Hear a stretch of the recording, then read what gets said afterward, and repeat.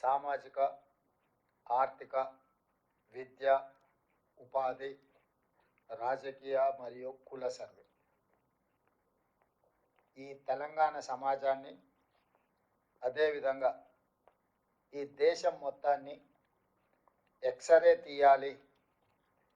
ఒక మనిషి ఎక్స్రే తీస్తే ఆ మనిషి లోపల బయట కనిపించే సమస్యనే కాదు, లోపల దీర్ఘకాలికంగా పేరుకుపోయిన సమస్యలన్నిటిని కూడా ఎక్స్రే ఏ విధంగా అయితే బయట పెడుతుందో, ఈ దేశం యొక్క స్థితిగతులను ఈ సామాజిక, ఆర్థిక, విద్య, ఉపాధి, రాజకీయ మరియు కుల సర్వే చేస్తే అన్ని వాస్తవాలు బయటకు వస్తాయి. ఎక్స్రే తీయాలని మన నాయకుడు రాహుల్ గాంధీ గారు కన్యాకుమారి నుంచి కశ్మీర్ వరకు పాదయాత్ర చేస్తున్న సందర్భంగా 4000 కిలోమీటర్లు 150 రోజులు మండు టెండల్లో మంచు కొండల్లో నడుస్తూ ప్రజలు ఆయన దృష్టికి తీసుకొచ్చిన విషయాలను క్రోడీకరించి ఈ ఎక్స్రే కాంగ్రెస్ పార్టీ తీస్తుంది, చేస్తుంది. ఆనాడు ఎస్సీ ఎస్టీ రిజర్వేషన్లు ఇచ్చిన, ఆ తర్వాత మహిళలకు రిజర్వేషన్లు ఇచ్చిన, కొద్దిమంది రాజులకు మహారాజులకు అందుబాటులో ఉన్న బ్యాంకులను జాతీయం చేసిన, ఉపాధి హామీ పథకం తీసుకొచ్చిన, ఫుడ్ సెక్యూరిటీ చట్టాన్ని తీసుకొచ్చిన, రైట్ టు ఇన్ఫర్మేషన్ యాక్ట్ తీసుకొచ్చిన, రైతులకు కనీస మద్దతు ధర మినిమం సపోర్ట్ ప్రైస్ రైతులు పండించిన పంటకు చట్టబద్ధత కల్పించిన, ఇలాంటివి ఈ దేశ ప్రజలు ఏమి కావాలని కోరుకుంటున్నారో వాటన్నిటినీ అందరికంటే ముందు కాంగ్రెస్ పార్టీ అందించింది. ఈరోజు బలహీన వర్గాలకు సంబంధించి ఒక లెక్క తేలాలి. వాళ్ళ జనాభా ఎంత ఉన్నదో ఆ జనాభాను లెక్కించి అన్ని రకాలుగా విద్య, ఉద్యోగ, ఉపాధి, నిధుల కేటాయింపు నుంచి మొదలు పెడితే అన్ని విషయాలలో వాళ్ళకు ఒక సామాజిక న్యాయం చెయ్యాలి అని బీసీ సంఘాలు డిమాండ్ చేయకంటే ముందే రాహుల్ గాంధీ గారే ఒక నాయకుడిగా నిర్ణయం తీసుకొని వారు చెప్పడం జరిగింది. తెలంగాణ రాష్ట్రంలో మిత్రుడు శ్రీహరి గారు ఇక్కడనే ఉన్నారు. వారి నియోజకవర్గంలో కర్ణాటక రాష్ట్రం నుంచి మహబూబ్ నగర్ జిల్లా మక్తల్ కృష్ణానదిని దాటుకుంటూ మొట్టమొదట వారు అక్కడ ఉదయించే సూర్యుడిలాగా తెలంగాణ రాష్ట్రంలోకి అడుగుపెట్టిన పాదయాత్రలు దాదాపుగా 24-25 రోజులు ఈ తెలంగాణ రాష్ట్రంలో పాదయాత్ర చేస్తూ నిజామాబాద్ జిల్లా జుక్కల్ నుంచి మహారాష్ట్రలోకి వారు ప్రవేశించడం జరిగింది. ఈ రాష్ట్రంలో పర్యటన చేసినంత కాలం రాహుల్ గాంధీ గారు స్పష్టంగా తెలంగాణ రాష్ట్రంలో కాంగ్రెస్ పార్టీని మీరు అధికారంలోకి తీసుకురండి, తప్పకుండా మా ప్రభుత్వం కులగణన చేసి తీరుతుంది, ఇది నా మాట అని చెప్పి రాహుల్ గాంధీ గారు మాట ఇచ్చింది ప్రజలకు. గాంధీ కుటుంబం మాట ఇస్తే ఏ త్యాగానికైనా సిద్ధమవుతుంది, కానీ మాట తప్పదు అని శ్రీమతి సోనియా గాంధీ గారు తెలంగాణ ప్రజలకు తెలంగాణ రాష్ట్రం ఇస్తా అని మాట ఇచ్చి రాజకీయంగా ఎన్నో ఒడిదుడుకులను ఎదుర్కొని తెలంగాణ రాష్ట్రాన్ని వారు ఇవ్వడం జరిగింది. ఆ సోనియా గాంధీ గారి కుమారుడు రాహుల్ గాంధీ గారు తెలంగాణ రాష్ట్రంలో మీరు మా ప్రభుత్వాన్ని ఏర్పాటు చేయండి, మీ కులగణన చేసే బాధ్యత కాంగ్రెస్ పార్టీ తీసుకుంటుందని వారు చెప్పారు. దాంతో తెలంగాణ రాష్ట్రంలో ఉన్న బలహీన వర్గాలు అందరూ కూడా ఒక అడుగు ముందుకేసి స్వతంత్రం వచ్చినప్పటి నుంచి ఈ రోజు వరకు నాయకులు వచ్చిర్రు పోయిర్రు, కానీ మేము ఎంతమంది ఉన్నామో లెక్క తేల్చలేదు. ఈరోజు రాహుల్ గాంధీ గారు మాట ఇస్తున్నారు, మనం ఒక అవకాశం కాంగ్రెస్ పార్టీకి ఇచ్చి ఈరోజు మన లెక్కలు తేల్చుకుందామని చెప్పి ముందుకు వచ్చి కాంగ్రెస్ ప్రభుత్వాన్ని ఏర్పాటు చేశారు.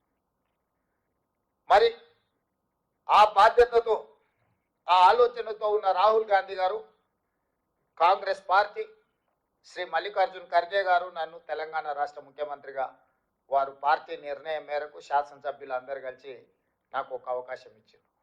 నేను ఇప్పుడు ఈ సమావేశంలో పాల్గొన్న పెద్దలందరూ, మంత్రులు, పిసిసి అధ్యక్షుడు, మాజీ పిసిసి అధ్యక్షులు, రాజ్యసభ సభ్యులు, అదేవిధంగా ఎంపీలు, ఎమ్మెల్సీలు, ఎమ్మెల్యేలు, కార్పొరేషన్ చైర్మన్లు, జిల్లా పార్టీ అధ్యక్షులు, ముఖ్యమైన మిత్రులందరూ ఈ సమావేశంలో ఉన్నారు. మన అధికారంలో రావడానికి అహర్నిశలు కృషి చేసిన వాళ్ళందరూ ఈ సమావేశంలో ఉన్నారు. ఈరోజు నేను మిమ్మల్ని అడుగుతున్నా, మన నాయకుడు రాహుల్ గాంధీ గారు మాట ఇచ్చిన తర్వాత, ఆ మాటను ప్రజలు విశ్వసించి మనకు అధికారాన్ని కట్టబెట్టిన తర్వాత దీన్ని అమలు చేయడం నా బాధ్యతనా కాదా?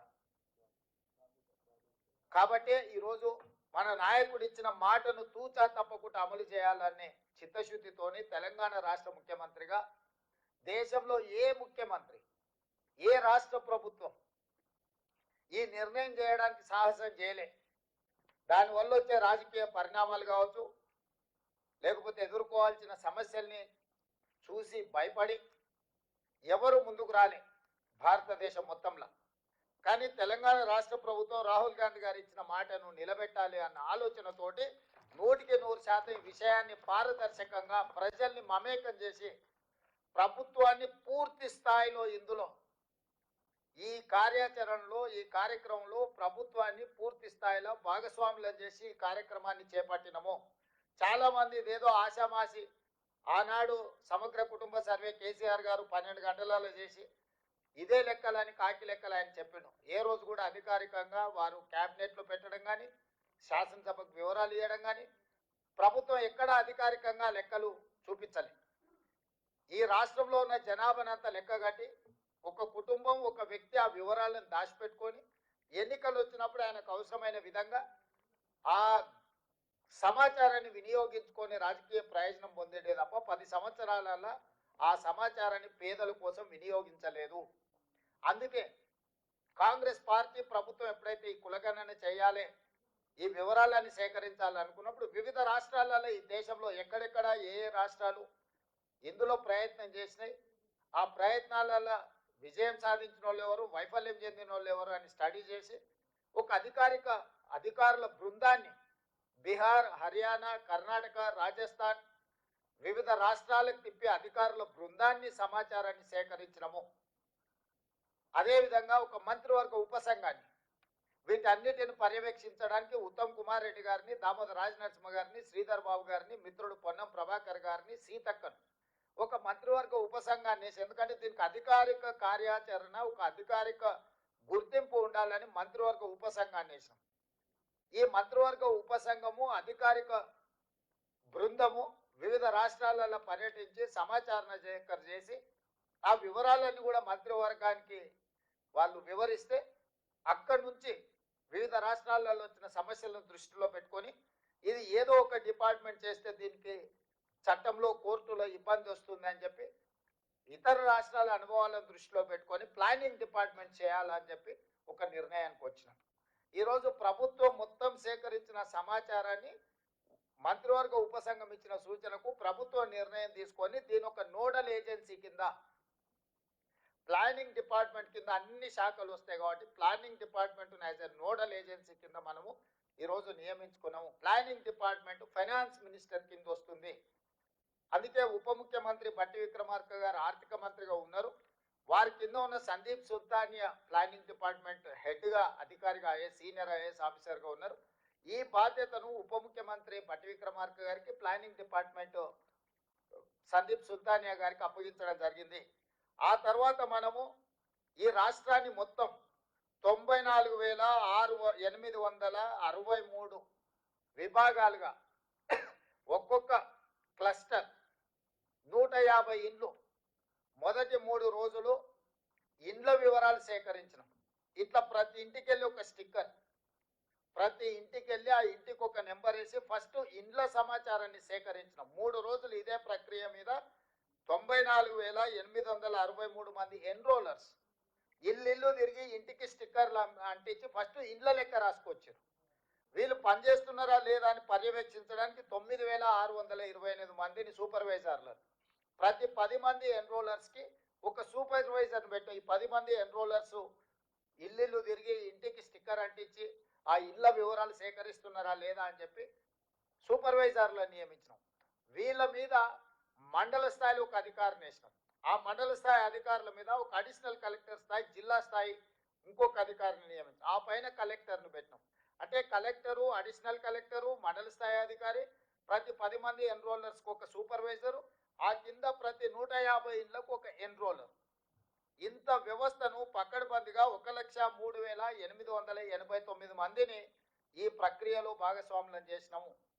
ప్రభుత్వంలో ఉన్న 15 శాఖలకు సంబంధించిన సిబ్బందిని మనం ఇందులో వినియోగించినాం. అందులో ప్రధానంగా టీచర్లు, ఇతర విభాగాలకు సంబంధించిన అధికారులను ఇల్లు వెళ్ళి ఈ 150 ఇళ్లకు సంబంధించిన సమాచారాన్ని తీసుకురావాలని ఇచ్చినాం.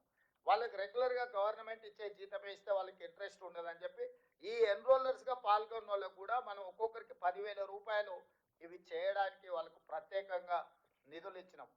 160 కోట్ల రూపాయలు మొత్తం ప్రభుత్వ అధికారులు పనిచేసిన అదనంగా 160 కోట్ల రూపాయల నిధులను కేటాయించి 50 రోజులు నిరంతరం 1,03,889 మంది ప్రభుత్వ సిబ్బంది ఇల్లు తిరిగి సమాచారాన్ని సేకరించారు.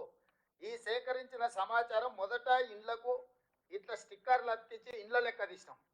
ఆ తర్వాత మొత్తం 8 పేజీల సమాచారం ఇట్లా ప్రతి పేజీలో సమాచారాన్ని సేకరించి చివరి పేజీలో 8వ పేజీలో ఇక్కడ ఇంటి యజమాని సంతకం, ఇక్కడ ఎన్రోలర్ సంతకం, ఎన్యూమరేట్ చేసిన ఎన్రోలర్ సంతకం, ఇక్కడ సూపర్వైజర్ సంతకం.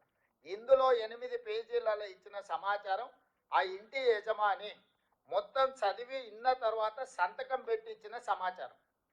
ఇది ప్రభుత్వ సిబ్బంది పోయి ఇంటి ముందర కూర్చోనో లేకపోతే ఇంటి బయట ఎవరినో వేరేళ్ళని అడిగి ఇంటి ఆయన ఏ కులమయ్యా లేకపోతే ఇంటి ఆయన ఏం చేస్తాడని అడిగి సేకరించిన సమాచారం కాదు. ఇవాళ ఇక్కడ ఉన్న మిత్రులందరికీ 8 పేజీలల్లా ప్రతి కాలం 57 కాలమ్స్ ఉన్నాయి. దీంట్లో ప్రతి కాలం ఇంటి యజమాని ఇచ్చిన సమాచారంతో పాటు ఇంటి యజమాని సంతకం తీసుకొని వాళ్ళ మొబైల్ నెంబర్ తీసుకొని సేకరించిన ఎన్యూమరేటర్ సంతకం పెట్టి ఈ ఎన్యూమరేటర్ మీద ఉన్న సూపర్వైజర్ సంతకం పెట్టి ప్రతి 150 ఇళ్లకు సంబంధించిన సమాచారాన్ని క్రోడీకరించి కంప్యూటరీకరించినము. 36,000 మంది డేటా ఎంట్రీ ఆపరేటర్లను సపరేట్గా ఈ 1,03,889 మంది సమాచారం సేకరించిన సిబ్బంది కాకుండా డేటా ఎంట్రీ ఆపరేటర్లను 36,000 మంది సిబ్బందిని అదనంగా తీసుకొని ఈ 36,000 మంది సిబ్బంది ఏ ఎన్రోలర్ ఎవరైతే ఉన్నాడో ఆ 150 ఇట్లాంటి 8 పేజీల సమాచారాన్ని తీసుకొని అతనే కంప్యూటర్ ఆపరేటర్ పక్కన కూర్చొని ఒక్కొక్క వివరాలు కంప్యూటర్లో ఎంట్రీ చేయించి, ఎందుకంటే గతంలో సమగ్ర కుటుంబ సర్వే చేసినప్పుడు ఎస్సీ ఎస్సీ ఉపకులాల సమాచారము ఈరోజు ఉన్నాయి 59 కులాలు. కానీ సమగ్ర కుటుంబ సర్వేలో ఒక రోజులో చేరడం వల్ల 82 కులాలుగా ఎస్సీ ఎస్సీ ఉపకులాలను రాసుకొచ్చారు వాళ్ళు. ఎందుకు 82 కులాలు వచ్చినా నేను స్టడీ చేసిన 82 ఎందుకుంది. మోచి MOCHI ఆ కులం, కానీ కొందరు ముచ్చి అని రాసిన పోయినాడు MUCHI అని రాసిన. ఆ కంప్యూటర్ కొట్టేటోడు మోచిని ఒక కులం కింద కొట్టిండు, ముచ్చి ఇంకొక కులం కింద కొట్టిండు. చెండాడ అని ఒక కులం ఉంది, CHA NDA DA ఉండాల్సిన దగ్గర చెండాండా అని కొట్టుకొచ్చాడు. సో అదొక కులం కింద ఇదొక కులం కింద చివరికి ఎస్సీ ఎస్సీ ఉపకులాలు 82 కులాలుగా మారినాయి. అంటే రాసుకొచ్చినోడు ఒకడు, కంప్యూటర్లో ఎంట్రీ చేసినోడు ఒకడు, ఇవి బయటికి చెప్పినోడు ఒకడు. ఎవరికి పొంతం లేకపోవడంతో సమగ్ర కుటుంబ సర్వే చంద్రశేఖరరావు ఏదైతే లెక్కలు చెప్తున్నాడో తప్పుడు లెక్కలుగా అర్థం పర్థం లేని లెక్కలుగా మారి అవి బయట పెడితే వాళ్ళ పరువు పోతుంది. ప్రభుత్వం చేసిన ఆనాటి ప్రభుత్వం చేసిన మొత్తం వ్యవహారం అంతా ప్రజలకు అర్థమవుతుందని అది ఆయన్నే సిగ్గుతోని లోపల దాచిపెట్టుకొని ఎన్నికలు వచ్చినప్పుడు ఆయనకు వాడుకున్నాడు. అందుకే బయట పెట్టలే. సో అందుకోసమని మనం ఏం చేసినామంటే ఎవరైతే ఎన్రోలర్గా ఇల్లు తిరిగి సమాచారం సేకరించాడో అతనే వచ్చి కంప్యూటర్ ఆపరేటర్ పక్కన కూర్చొని కంప్యూటర్కి ఇందులో జిల్లా పేరు, మండలం పేరు, గ్రామ పంచాయతీ పేరు, ఆవాసం పేరు, అంటే హ్యాబిటేషన్ ఎక్కడ, వార్డు నెంబర్ ఎంత, ఇంటి నెంబర్ ఎంత, ఏ కోడు, ప్రతిదీ ఎవరైతే రాసుకొచ్చిండో అతనే కంప్యూటర్లో ఎంట్రీ చేసి మళ్ళీ ఈ 150 దేనికి దానికి బండలు కట్టించినాం. మనం ఎన్నికలలో ఓటర్ల బ్యాలెట్ ఎట్లయితే కౌంట్ చేసినాక బండిల్ కట్టి దాచి పెడతామో రేపు ఎవరైనా గిట్లనే ఏదో ఒకటి చెత్తబాగుడు ఇది తప్పుడు లెక్కలని అంటారని చెప్పి ప్రతి 94,863 మంది ఎన్రోలర్స్ 150 ఇళ్ళకి ఏదైతే లెక్కలు రాసుకొచ్చారో ప్రతి 150ను బెండలు కట్టి మనం ప్రభుత్వం వీటిని దాచిపెట్టింది. ఇవాళ ఏ బ్లాక్లో ఎక్కడ తప్పు జరిగిందో వాళ్ళని చెప్పమని ఉంది. మనం ఆ బెండలు తీసి ఓపెన్ చేసి పోదాం ఆ ఊర్లో ఆ బ్లాక్లో పోయి మళ్ళీ క్రాస్ చెక్ చేయడానికే మనకు రెడీగా ఉంది. కంప్యూటర్ల సమాచారమే కాదు, రాసుకొచ్చిన సమాచారం కూడా ఈరోజు మన దగ్గర స్పష్టంగా నిక్షిప్తం చేసి పెట్టినము. రేపు ఎవడైనా మన ప్రాసెస్ను, మన విధానాన్ని తప్పుపట్టి ఈ బీఆర్ఎస్ వాళ్ళు, బీజేపీ వాళ్ళు ఎవరితోనో ఒకరితో కోర్టులో కేసు వేయించి ఈ ప్రాసెస్నే తప్పుపట్టి మొత్తం ఈ ఈ తీసుకున్న ప్రక్రియనే మొత్తం నిర్వీర్యం చేయాలని ప్రయత్నం చేస్తారు. కాబట్టి ఎలాంటి అవకాశం ఇవ్వకుండా మెటిక్యులస్గా ఈరోజు ఇట్లా సమాచారాన్ని సేకరించి డేటా ఎంట్రీ చేసి చేసినాం. ఇందులో మనకు వచ్చిన సమాచారం ఏంది? మొత్తము మనకు 3,84,74,554 మంది ఇందులో సమాచారంలో పాల్గొన్నారు. ఇది మనం రాసుకొచ్చింది కాదు. ఈ కుటుంబాలందరూ బయటికి వచ్చి ఇంత జనాభా మనతోని వాళ్ళు నమోదు చేయించుకున్న జనాభా. ఇప్పుడు జనాభా 4 కోట్లు ఉంది, లేకపోతే జనాభా మాది తగ్గింది, లేకపోతే మాది ఇంకో కొందరిది అక్కడ జరిగింది ఇక్కడ జరిగింది ఏదైతే అంటురో ఇది సెల్ఫ్ డిక్లేర్డ్ డేటా. ఇది ప్రభుత్వం ఇష్టంగా కూర్చొని ప్రభుత్వ కార్యాలయంలో కూర్చొని రాసింది కాదు. ఇల్లు తిరిగి ఇంటి వాళ్ళని అడిగి ఇంటి వాళ్ళు ఇచ్చిన సమాచారం మీద అప్లికేషన్ మీద వాళ్ళు సంతకం పెట్టుకొచ్చి ఇచ్చినాం. ఇప్పటి వరకు ప్రభుత్వంలో నమోదు చేయించుకున్న వాళ్ళు 3,54,77,554 మంది ఈ రోజు మన దగ్గర నమోదు చేయించుకున్నారు. ఈ కుటుంబాలు ఎన్ని అంటే టోటల్గా దాదాపుగా ఈ కుటుంబాలు అన్నిటిని కూడా 1,12,00,000 పైగా కుటుంబాలు ఇందులో పాల్గొన్నాయి. ఈ మిగతా వాళ్ళు ఏదైతే 3 లక్షల పైచిలకు కుటుంబాలు పాల్గొనలేదో ఒక అంచనా 16 లక్షల పైగా జనాభా, 3,56,000 కుటుంబాలు మనకి ఇందులో మన ఇండ్లు గుర్తించిన వాళ్ళు, మన ఇంటికి స్టిక్కర్ అంటించిన వాళ్ళు నమోదు చేయించుకోలేదని ఒక అంచనాకు వచ్చినాము. ఈరోజు ఈ మొత్తం ప్రక్రియనే తప్పు పడుతున్నారు. నేను ఇక్కడ ఉన్న మా బీసీ సోదరులు నేను అడిగేది ఒకటే, ఈరోజు ఈ ప్రక్రియను తప్పు పట్టడం ద్వారా మొత్తం ఈ వ్యవస్థని కుప్పగూల్చాలని ఒక కుట్ర జరుగుతుంది. మనోళ్ళు కూడా తెలిసి తెలియక ఏదైనా చిన్నది పెద్ద తప్పు జరిగితే మేము సరిదిద్దుకుంటామను, లేకపోతే అవునా అట్లా జరిగిందా అని మన దాంట్లో ఉన్నోళ్ళే వాళ్ళ అతి తెలివితేటలు ప్రదర్శించి, లేకపోతే వాళ్ళ గుర్తింపు కోసం ఈ లెక్కలు తప్పను, దీన్ని అట్లా చేయండాను, దీన్ని ఇట్లా చేయండాను ఇట్లా మాట్లాడడం ద్వారా 1931లో బ్రిటిషర్స్ తర్వాత మండల్ కమిషన్ కూడా వాళ్ళు ఇచ్చిన నివేదిక బ్రిటిషర్స్ ఇచ్చిన లెక్క మీదనే బేస్ అయి మండల్ కమిషన్ ఆ రోజు నివేదిక ఇచ్చింది. స్వతంత్రం వచ్చినప్పటి నుంచి ఈ రోజు వరకు ఎవ్వరు, ఏ రాష్ట్రము, ఏ ముఖ్యమంత్రి, ఏ ప్రధానమంత్రి, ఎంత పెద్ద నాయకుడు ఉన్నా, ఎంత గొప్ప నాయకుడు ఉన్నా ఈ ప్రయత్నమే చేయలేదు.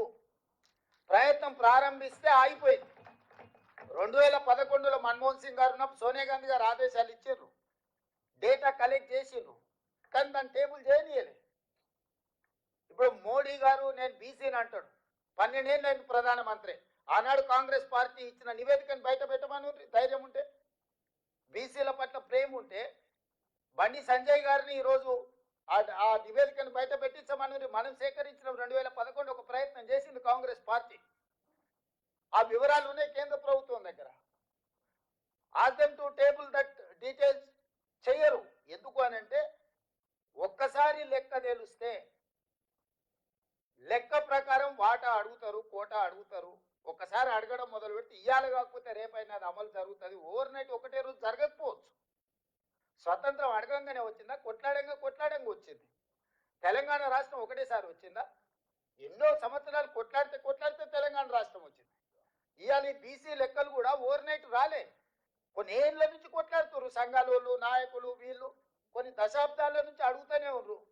యూనివర్సిటీలలో బీసీ రిజర్వేషన్లు లేకపోతే ఆనాడు తీసేస్తే హనుమంతరావు గారు పోయి సోనియా గాంధీ గారిని మాట్లాడి అమెండ్మెంట్ తీసుకొచ్చి యూనివర్సిటీల రిజర్వేషన్లు ఇచ్చారు.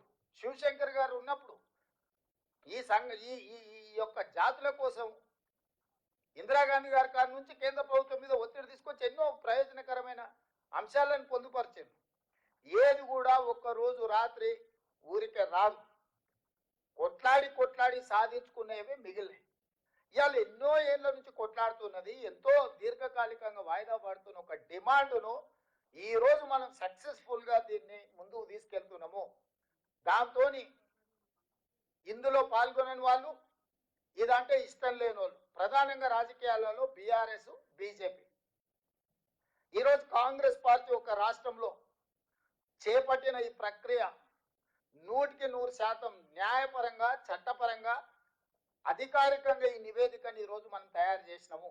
ఒక్కసారి అఫీషియల్ గా ఈ రాష్ట్ర ప్రభుత్వం చేసిన నివేదిక కోర్టు ముందల నిలబడ్డది అని అంటే ప్రతి రాష్ట్రంలో ఈ డిమాండ్ వస్తుంది, ప్రతి రాష్ట్రంలో చేయాల్సిన పరిస్థితి వస్తుంది.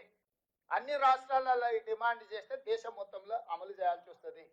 దేశం మొత్తంలో ఎప్పుడైతే అమలు చేస్తారో బీజేపీ పార్టీలో ఆధిపత్యం వహిస్తున్న 1-2 సామాజిక వర్గాలకు ఇది తీవ్ర విఘాతం కలుగుతుంది. తెర వెనకాల ఉండి కానీ తెర ముందలుండి కానీ బీజేపీలో ఉన్న 1-2 పెద్ద అధికారాన్ని చెలాయించే సామాజిక వర్గాలకు ఇది గుదిబండగా మారుతుంది. అందుకే బీజేపీ కాంగ్రెస్ చేసిన ప్రక్రియను తప్పుపట్టి ఏ లెక్క లేకుండా చేయాలని చూస్తున్నారు. నేను ఇప్పుడు మిమ్మల్ని అడుగుతున్న మిత్రులారా, ఇంత కష్టపడి స్వయంగా ప్రజలు డిక్లేర్ చేసిన సంతకం పెట్టి సెల్ఫ్ డిక్లేర్డ్ డేటా ఈరోజు 3,54,77,554 మంది ఇందులోకి వచ్చిండ్రు. దీని ప్రకారం 96.9% సర్వే జరిగింది. ఇంకా 3.1% సర్వే పరిధిలోకి రాలేదు. వాళ్ళందరినీ కూడా సర్వే చేస్తామని రెండో విడత కూడా మనం అవకాశం ఇచ్చిన 16 నుంచి 28 తారీఖు వరకు. గతంలో మనం ఇల్లు తిరిగినాం. ఇవాళ అపార్ట్మెంట్స్ ఉంటాయి సిటీలో, కొన్ని ప్రాంతాలలో మనకు అర్థం కూడా కాదు. అందుకే మనం ఆన్లైన్ పెట్టినాం, అదేవిధంగా టోల్ ఫ్రీ నెంబర్ పెట్టినాం, గవర్నమెంట్ ఆఫీసులలో మనము కౌంటర్స్ ఓపెన్ చేసినాం. అయ్యా మీరు ఎవరున్నా మీరు సమాచారాన్ని ఇవ్వదలుచుకుంటే టోల్ ఫ్రీ నెంబర్ చెప్తే మా అధికారి మీ ఇంటికి వచ్చి లెక్కలు రాసుకొస్తాడని చెప్పినాం. ఒకవేళ అట్లా కాదు, మీరు చదువుకున్న వాళ్ళు సాఫ్ట్వేర్ ఇంజనీర్లు డాక్టర్లు లాయర్లు అయితే ఆన్లైన్లో మీరు ఎన్రోల్ చేయించండి, ఆన్లైన్ అవైలబిలిటీ ఇచ్చినాం. అదేవిధంగా మీరు పోతా గవర్నమెంట్ ఆఫీస్కి వచ్చి కూర్చొని మీరు నమోదు చేయించుకోవడం అంటే గవర్నమెంట్ ఆఫీస్లో కూడా పెట్టినాం. ఇంతకంటే పారదర్శకంగా ఈ రాష్ట్రంలో ఈ దేశంలో ఎక్కడైనా జరిగిందా? ఇంత పారదర్శకంగా మనం చేస్తున్నా చంద్రశేఖరరావు గారు, హరీష్ రావు గారు, తారక రామారావు గారు ఇప్పటి వరకు నమోదు చేయించుకోలే. ఎందుకు వీళ్ళు నమోదు చేయించుకుంటలేరు? ఏంది కారణం? వాళ్ళందరూ నమోదు చేయించుకుంటే మీ లెక్క తెలుస్తుంది, వాళ్ళ లెక్క తెలుస్తుంది. 50% పైన ఉన్న మీ లెక్క తెలుస్తుంది, 6% ఉన్న వాళ్ళ లెక్క తెలిస్తే రేపు పొద్దుగాల మీరు అడుగుతారు కదా, పోయిన మంత్రివర్గంలో ఎవరెవరు ఉన్నారు? చంద్రశేఖరరావు, హరీష్ రావు, తారక రామారావు, దయాకర్ రావు, వినోద్ రావు, ఎంతమంది మంత్రులు ఉన్నారు? మీరు అడుగుతారు కదా. 6% ఉంటే మీరు కన్య తీసుకుంటే మరి 50% పైన ఉన్న మరి మా సంగతి తెలుసారని మీరు లెక్కలు అడుగుతారని. ఎట్టి పరిస్థితుల్లో ఈ లెక్క అనేది ముద్ర కాకూడదు, ఈ లెక్క అనేది జరగకూడదు అంటే ఈ లెక్కనే తప్పుడు లెక్క అని చెప్పి మన మీద బురద చల్లితే ఇక వీళ్ళు వెనక్కి పోతారు, భయపడతారు. మనోళ్ళు కూడా ఏ లెక్క లేని దగ్గర ఏదో ఒక లెక్క పెట్టుకొని మాది అంతుండే ఇప్పుడు ఇంత తగ్గిందని. అయ్యా నేను ఈరోజు చెప్తున్నా, మన మిత్రులు వినయ్ కుమార్ గారు ఒక మాట చెప్పారు, వీలైతే గతంలో లెక్కలు ఏవైతున్నాయో అఫీషియల్గా మీరు ఒకసారి లిస్ట్ చేయాలి. గతంలో చంద్రశేఖరరావు ఇచ్చిన లెక్క ప్రకారం 51% బీసీలు, 21 మీరు నోట్ చేసుకోండి అందరు, 51% బీసీలు చంద్రశేఖరరావు ఇచ్చిన లెక్క, 21% ఓసీలు, 18% ఎస్సీలు, 10% ఎస్టీలు, 51, 21, 72, 18 ఎస్సీలు, 90, 10 ఎస్టీలు, 100%. 4 కేటగిరీల కింద చంద్రశేఖరరావు గారు ఇచ్చిన లెక్క. చంద్రశేఖరరావు గారు ఇచ్చిన లెక్క ప్రకారం వాళ్ళు హిందూ ప్రాక్టీసింగ్ బీసీలా, ముస్లిం ప్రాక్టీసింగ్ బీసీలా ఎవరనేది పక్కన పెడితే ఆయన ఇచ్చిన మొత్తం లెక్క 51%. ఇవాళ మనం ఇచ్చిన లెక్క నేను చెప్పదలుచుకున్నా. ఏది? 3,54,77,554 మందిలా ఎస్సీలు 17.43%, ఎస్టీలు 10.45%, బీసీ హిందూ ప్రాక్టీసింగ్ వాళ్ళు అంటే 46.25%, అదేవిధంగా బీసీ ముస్లిం ప్రాక్టీసింగ్ వాళ్ళు 10.08%. ఈ రెండు కలిపితే మనకు 56.33%. నేను ఇప్పుడు మా మిత్రులను అడుగుతున్నా, 51% ఎక్కువనా 56.33% ఎక్కువనా? మిత్రులారా మీరు చెప్పండి, బీసీల లెక్క తగ్గిందా పెరిగిందా? మరి 5-6% దాదాపుగా పెరిగితే ఈరోజు ఎవడో వస్తాడు బీసీల లెక్కలు తగ్గించిండు రేవంత్ రెడ్డి, బీసీల లెక్కలు తగ్గించిండు అంటాడు. చంద్రశేఖరరావు 21% ఓసీలు ఇచ్చాడు. నేను ఇచ్చిన లెక్కల్లో 15.79 ఓసీల లెక్క. ఓసీలు చంద్రశేఖరరావు 21% ఇస్తే రేవంత్ రెడ్డి 15.79% ఇచ్చాడు. ఓసీల లెక్క తగ్గిందా పెరిగిందా? మరి ఓసీల లెక్క తగ్గింది, సేమ్ అది బీసీలలో పెరిగింది. ఇవాళ 5 కేటగిరీల కింద నేను ఇచ్చిన SC, ST, BC, minority, OC. KCR 4 కేటగిరీలు ఇచ్చి 4 కేటగిరీలలో బీసీ, ఓసీ, ఎస్సీ, ఎస్టీ 51% బీసీలు ఇచ్చిండు, 21% ఓసీలు ఇచ్చిండు, 18% ఎస్సీలు ఇచ్చిండు, 10% ఎస్టీలు ఇచ్చిండు. 4 కేటగిరీల కింద చంద్రశేఖరరావు లెక్కలు ఇచ్చిండు. ఇందులో మైనారిటీ కేటగిరీ ఎక్కడుందో మీరు చెప్పండి. ఇవాళ మనం ఇచ్చింది 5 కేటగిరీలు ఇచ్చినాం. 5 కేటగిరీలలో BC, OC, SC, ST, minority. మైనారిటీస్లలో ముస్లిం, హిందూ ప్రాక్టీసింగ్ వాళ్ళు ఉన్నారు, ముస్లిం ప్రాక్టీసింగ్ వాళ్ళు ఉన్నారు, ముస్లింలలో బీసీ ప్రాక్టీసింగ్ వాళ్ళు కూడా ఉన్నారు. ఇవాళ తుర్క చాకలి అని ఉన్నారు, తుర్క మంగలి అని ఉన్నారు, దూదేకుల అని ఉన్నారు. వీళ్ళందరూ ఏంటి, ముస్లింలలో కూడా కటింగ్ చేసేటోళ్ళు ఉన్నారు, ముస్లింలలో కూడా బట్టలు ఉతికేటోళ్ళు ఉన్నారు, ముస్లింలలో కూడా దూదేకుల వాళ్ళు ఉన్నారు. నరేంద్ర మోడీ గారు, ఇది ఒక్కసారి నరేంద్ర మోడీ గారు గతంలో ఆయన చెప్పింది చూపిస్తా. గుజరాత్ నేను ముఖ్యమంత్రి ఉన్నప్పుడు 70 ముస్లిం కులాలను నేను బీసీలలో చేర్చిన, బీసీలకు కూడా ఇచ్చిన, నేను ప్రచారం చేసుకోలేదని 2022లో నరేంద్ర మోడీ గారు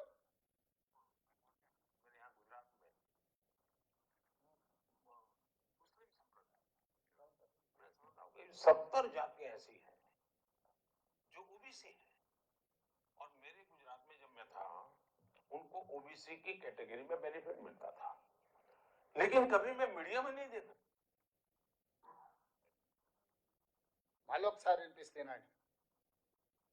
बैकवर्ड नहीं, जैसे मेरे यहाँ गुजरात में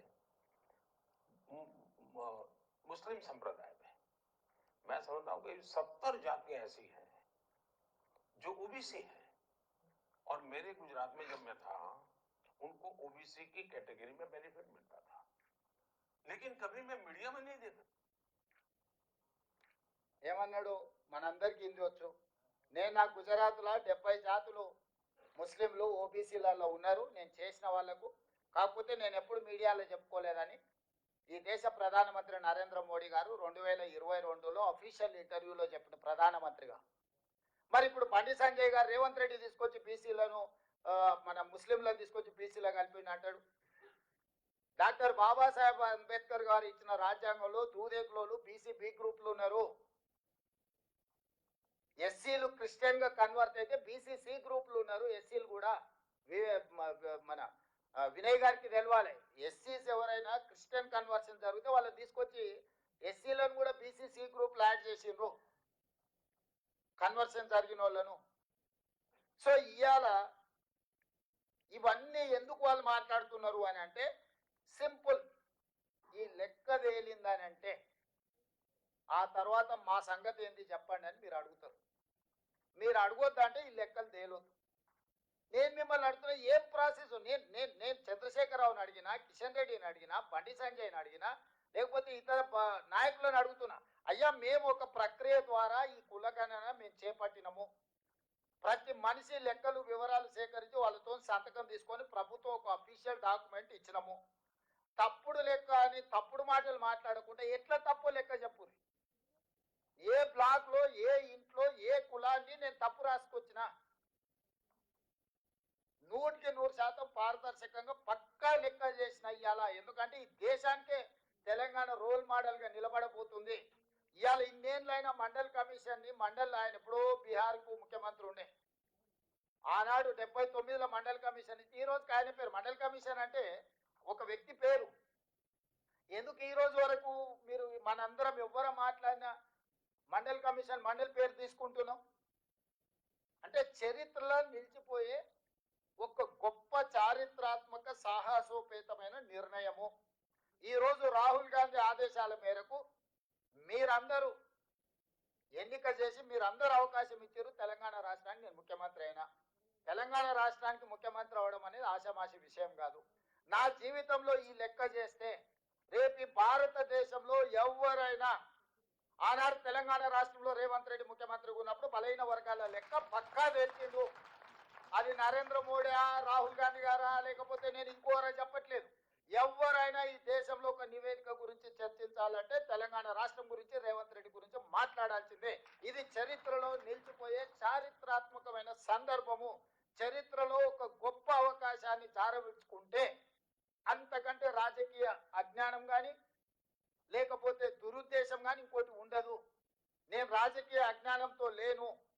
నేను నాయకుడు ఇచ్చిన ఆదేశాలను అమలు చేసే ఒక కార్యకర్త, క్రమశిక్షణ కలిగిన కార్యకర్తగా నా నాయకుడు ఇచ్చిన ఆదేశాలను, నా నాయకుడు తెలంగాణ ప్రజలకు ఒక మాట ఇచ్చిండు. మా ప్రభుత్వం తీసుకురాండి, మీరు మీ లెక్క కట్టి పక్కాగా మీకు అప్పచెప్తామని మా నాయకుడు చెప్పిండు. సంవత్సరం తిరిగే లోపల ఆ మాట నిలబెట్టాలని ఈరోజు ఇంత గొప్ప కార్యక్రమాన్ని నేను తీసుకొని ముందరికి వచ్చిన. నాకు తెలుసు నాకు ఎన్నొత్తుళ్ళు ఉన్నాయి.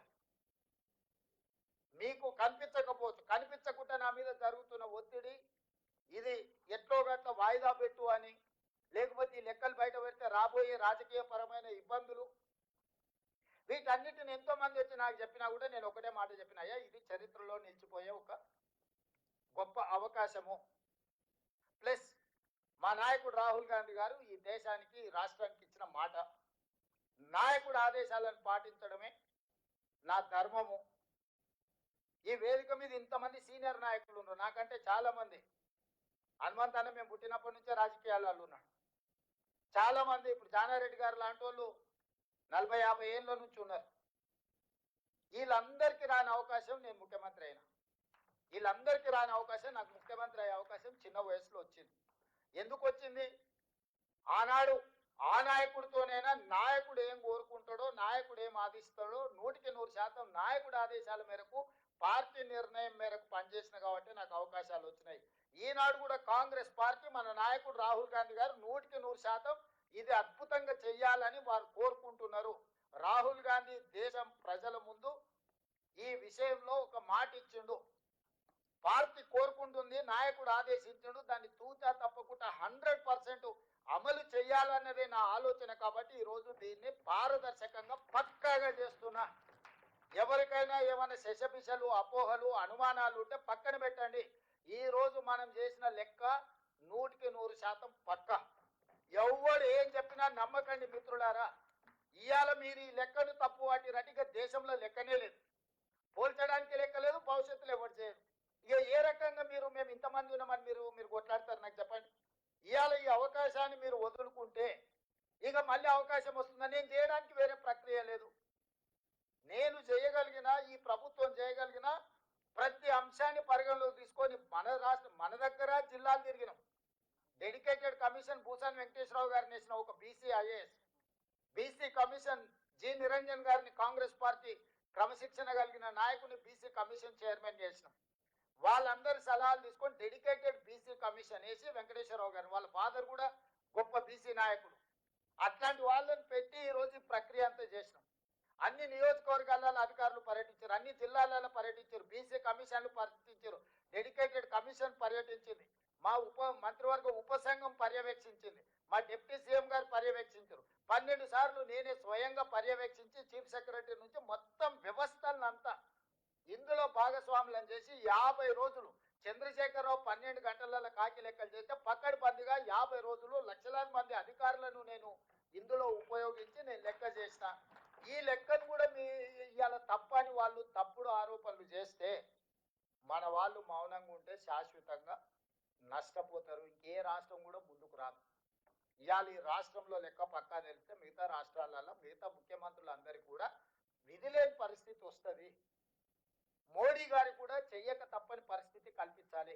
అందుకే రాహుల్ గాంధీ గారు మన పార్లమెంట్లో, లోక్సభలో బడ్జెట్ సమావేశాల సందర్భంగా మాట్లాడిండు. ఆ తర్వాత బీహార్లో మాట్లాడిండు. దేశం మొత్తం ఈ తెలంగాణలో మోడల్ని రాహుల్ గాంధీ గారు తీసుకొని దేశం మొత్తం నలుమూలలు పర్యటించి డిమాండ్ చేయాలని రాహుల్ గాంధీ గారి కార్యాచరణ తీసుకుంటుంది. కాబట్టి ఈ కార్యాచరణతో రాహుల్ గాంధీ గారు ముందుకెళ్తే నరేంద్ర మోడీ గారికి రాజకీయంగా తీవ్రమైన విమర్శను, రాజకీయంగా తీవ్రమైన వ్యతిరేకతను ఎదుర్కోవాల్సిన పరిస్థితి. ఎందుకంటే 12 ఏళ్ళు ప్రధానమంత్రి కూడా ఆయన చేయలేదు. రాహుల్ గాంధీ డిమాండ్ చేస్తున్నాడు, రాహుల్ గాంధీ తెలంగాణలో చేయించిందంటే రేపు దేశంలో ప్రధానమంత్రి 100% రాహుల్ గాంధీ గారు ఇది చేస్తారని ప్రజలకు ఒక్కసారి బలహీన వర్గాలకు నమ్మకం కలిగిందంటే రాహుల్ గాంధీ దేశానికి ప్రధానమంత్రి అవుతాడు. రాహుల్ గాంధీ ప్రధానమంత్రి అయితే మొట్టమొదట నష్టపోయేది నరేంద్ర మోడీ. నరేంద్ర మోడీ గారు పదవి పోతే బండి సంజయ్ని కిషన్ సంభాషణ కోసం మన ప్రభుత్వం చేసిన ప్రక్రియను మొత్తాన్ని తప్పుబట్టి దీంట్లో కొంతమంది కొన్ని సంఘాలను కొంతమంది వ్యక్తులను వాళ్ళకు ఉన్న పరిమితమైన జ్ఞానమో సమాచారం లేకపోవడం వల్లనో వాళ్ళు ఏదేదో మాట్లాడుతున్నారు. దీన్ని తిప్పికొట్టకపోతే, దీన్ని ప్రజలకు వివరించకపోతే, మీరు దీని ఓనర్షిప్ తీసుకోకపోతే, this is your property, this is not my property, this is your property has to protect your self.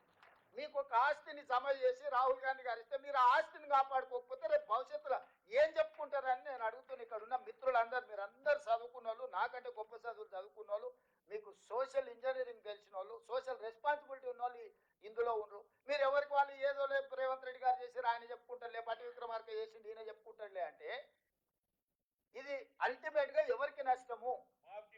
మరి ఇక మీరు అందరు కట్టబట్టుకొని బయటకు బయలుదేరకుండా ఎక్కడికక్కడ మీరు ఎవరికి వాళ్ళు సైలెంట్ కూర్చుంటే, సైలెంట్ స్పెక్టేటర్స్ కింద ఉంటే ఇది 100% మీకు తీరని నష్టము. ఇక ఈ దేశంలో ఇంతకంటే ఒక పకడ్బందీ ప్రక్రియతో చేయగలిగిన రాష్ట్రం లేదు. అన్ని రాష్ట్రాలను చూసి ఒక పకడ్బందీ ప్రక్రియతోటి ఈరోజు నేను ఇది చేపట్టిన. దీన్ని మీరు కాపాడుకోండి. దీన్ని కాపాడుకోకపోతే ఇక నా శక్తి మేరకు నేను చేసిన. ఇక దీన్ని మీరందరూ కలిసి కంచేసి కాపాడుకోవాల్సిన సందర్భం వచ్చింది. దీన్ని కాపాడుకోండి. కాపాడుకోవడమే కాకుండా ప్రజల దగ్గరికి తీసుకెళ్ళాలి. కాంగ్రెస్ పార్టీ కార్యకర్తలుగా, కాంగ్రెస్ పార్టీ అభిమానులుగా రేపు రాహుల్ గాంధీ గారిని మనం ప్రధానమంత్రిని చేయాలంటే ఓ కార్యాచరణ మనకు ఉండాలి. కార్యాచరణ లేకపోతే కూడా మనం ఈ ప్రక్రియను ప్రజల దగ్గరికి తీసుకెళ్ళలేము. ఒకటి, మనం ఏ రకమైన ప్రక్రియ ద్వారా ఈ సమాచారాన్ని సేకరించి క్రోడీకరించి ఈరోజు మనం లెక్కలు చెప్తున్నామో, లెక్కలు తప్పని కాదు, ఎక్కడ తప్పు ఉందో చూపించమని సవాల్ విసురుతున్నా కేటీఆర్ను, హరీష్ రావును, కిషన్ రెడ్డిని, బండి సంజయ్ని, రేవంత్ రెడ్డి, తెలంగాణ రాష్ట్ర ప్రభుత్వము, మహేష్ కుమార్ గౌడ్ గారు పిసిసి అధ్యక్షుడిగా ఈరోజు మేము కట్టిన లెక్క తప్పైతే ఎక్కడ తప్పు ఉందో చూపించమని సూటిగా అడుగుతున్నా. నేను ఉత్తగానే తప్పు అని దీన్ని మొత్తాన్ని బుట్టదాఖలు చేసేదానికి కుట్ర జరుగుతుంది. కుట్రగా చేయడంలో భాగంగానే తప్పు అని మాట్లాడుతారు. ఫలానా దగ్గర తప్పు ఉందని ఇప్పటివరకు ఎవరైనా చూపించారా? ఎవరైనా మేధావులని మీటింగులు పెట్టి చెప్పేటోళ్ళు రేవంత్ రెడ్డి చేసిన ఫలానా ఊర్లో కొండారెడ్డిపల్లిలో ఫలానా దగ్గర ఈ బీసీ బదులు ఓసీ అని రాసిందని మళ్ళీ లెక్క చూపించిందా? పోనీ ఫలానా దగ్గర ఈ లెక్కలో తప్పు ఉందని ఎప్పుడని చెప్పిందా? ఏదీ లేదు. జస్ట్ బట్టగాల్చి మీద వేస్తావు, నువ్వు తుడుచుకుంటే తుడుచుకో, లేకపోతే నువ్వే కాలిపోతావు. ఆర్పుకో, తుడుచుకో. సో తొండిగా మొండిగా వాళ్ళు వాదిస్తున్నారు. రాజు గొప్పడా మొండోడు గొప్పడా అంటే ఒకసారి మొండోడు గొప్పడు అన్నాడు అంటే వెనకట్టుకోవడం. ఇవాళ మనం ఇంత ధర్మంగా ఇంత కార్యక్రమం, మీరందరూ ఎవరు నన్ను ఒత్తిడి ఏం చేయలే కదా, మీరు ఎవరు వచ్చి నన్ను అన్న ఎందుకు చేస్తలేవు అని ఎప్పుడైనా అడిగిరా? నేనే బాధ్యత తీసుకొని ఫిబ్రవరిలోనే పొన్నం ప్రభాకర్ గారితో అసెంబ్లీలో తీర్మానం చేయించి అక్కడి నుంచి మంత్రివర్గ ఉపసంఘాన్ని వేసి, అక్కడి నుంచి డెడికేటెడ్ కమిషన్ వేసి, అక్కడి నుంచి బీసీ కమిషన్ వేసి, అక్కడి నుంచి అధికారులను ఇతర రాష్ట్రాలకు పంపించి, అక్కడి నుంచి మొత్తం సమాచారాన్ని సేకరించి నేను ఒక పద్ధతి ప్రకారము ఇవాళ దీన్ని చేసి ఒక లెక్క తేల్చిన. ఈ లెక్కల వల్ల ఏం ప్రయోజనం, ఆ ప్రయోజనాలు ఎట్లుండాలి, కులాలు ఉపకులాలకు ఎట్లా ప్రయోజనం చెందాలి, నా సెకండ్ ఫేజ్. ఫస్ట్ ఫేజ్ మీ లెక్క తెలుసుకోండి.